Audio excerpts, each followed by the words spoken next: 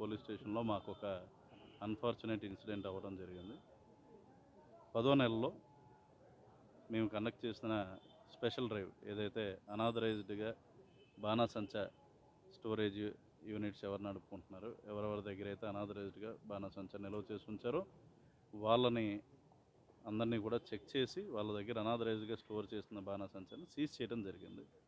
ఆ స్పెషల్ డ్రైవ్లో సీజ్ చేసిందంతా కూడా స్టేషన్లో పెట్టకుండా బయట స్టోరేజ్ ఉంచారు సేఫ్గా.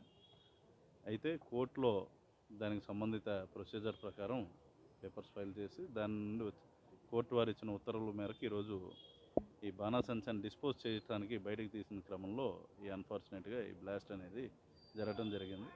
ఇది ఆ బాణాసంచా లోపల ఉన్న కొన్ని రకాల మందులు ఇంటర్నల్గా రియాక్ట్ అయ్యి ఈ విధంగా బ్లాస్ట్కి కారణమయ్యాయి అని చెప్పి మాకు ప్రాథమికంగా తెలుస్తుంది.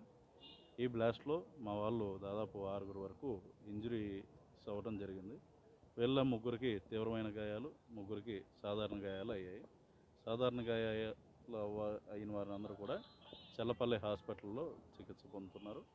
తీవ్రమైన గాయాలు అయిన వారందరికీ ఇక్కడ ప్రాథమిక చికిత్స చేసి మేము విజయవాడకి తరలించడం జరిగింది. వీరందరికీ కూడా సరైన వైద్యం అందుతుంది. ప్రభుత్వం నుండి సీనియర్ ఆఫీసర్స్, అదేవిధంగా మా హోమ్ మినిస్టర్ గారు అందరూ కూడా, సీఎంఓ నుండి కూడా దీని గురించి అడిగారు. వాళ్ళందరూ కూడా ఈ ఇష్యూని మానిటర్ చేస్తూ బెటర్ ట్రీట్మెంట్ కోసం అక్కడ హాస్పిటల్ వీళ్ళకి కూడా మేము కూడా ఇన్ఫార్మ్ చేయడం జరిగింది.